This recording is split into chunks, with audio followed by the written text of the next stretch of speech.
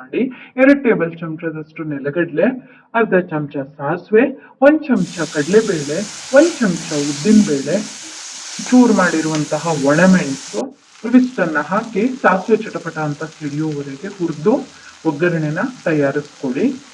ಸ್ವಲ್ಪ ಕರಿಬೇವು, 1 ರಿಂದ 2 ಹಸಿಮೆಣಸು, 1 ದೊಡ್ಡ ಈರುಳ್ಳಿ ಸಣ್ಣದಾಗಿ ಹೆಚ್ಚಿರೋದು ಇವಿಷ್ಟನ್ನ ಹಾಕಿ ಈರುಳ್ಳಿ ಮೆತ್ತಗಾಗ್ಬೇಕು ಅಲ್ಲಿವರೆಗೆ ಚೆನ್ನಾಗಿ ಹುರಿರಿ. ಅದೇ ಟೈಮಲ್ಲಿ 1/4 ಚಮಚದಷ್ಟು ಅರಿಶಿನ, 1 ದೊಡ್ಡ ಚಿಟಿಕೆ ಇಂಗನ್ನ ಸೇರಿಸಿ ಈರುಳ್ಳಿ ಹುರಿಯೋದನ್ನ ಮುಂದುವರಿಸಿ. ನಿಮಗೆ ಖಾರ ತುಂಬಾ ಬೇಕು ಅಂದ್ರೆ ನಿಮ್ ಖಾರಕ್ಕೆ ತಕ್ಕನಾಗೆ ಹಸಿಮೆಣಸನ್ನ ಸೇರಿಸ್ಕೊಳ್ಬಹುದು. ಈರುಳ್ಳಿ ಹುರಿದಾದ್ಮೇಲೆ 1 ಟೊಮ್ಯಾಟೊ, ಅದು ಕೂಡ ಸಣ್ಣದಾಗಿ ಹೆಚ್ಚಿರೋದು, ಅದನ್ನ ಸೇರಿಸ್ಬಿಟ್ಟು ಟೊಮ್ಯಾಟೊ ಮೆತ್ತಗಾಗೋವರೆಗೆ ಹುರಿಬೇಕು. ಕೆಲವು ಟೊಮ್ಯಾಟೊ ನೀರ್ ಬಿಟ್ಕೊಳ್ಳುತ್ತೆ. ಸಪೋಸ್ ನೀರ್ ಬಿಟ್ಕೊಂಡಿಲ್ಲ ಅಂತಂದ್ರೆ ಸ್ವಲ್ಪ ನೀರನ್ನ ಸೇರಿಸಿ ಸಣ್ಣ ಉರಿನಲ್ಲಿ ಹುರಿತಾ ಇದ್ರೆ ಮೆತ್ತಗೆ ಮುದ್ದೆ ತರ ಚೆನ್ನಾಗಿ ಬೇಯುತ್ತೆ.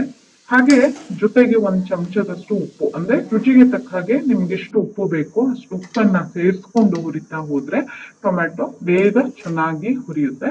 ಅದಾದ್ಮೇಲೆ ಇದಕ್ಕೀಗ ಅವಲಕ್ಕಿ ಹಾಕ್ಬೇಕು.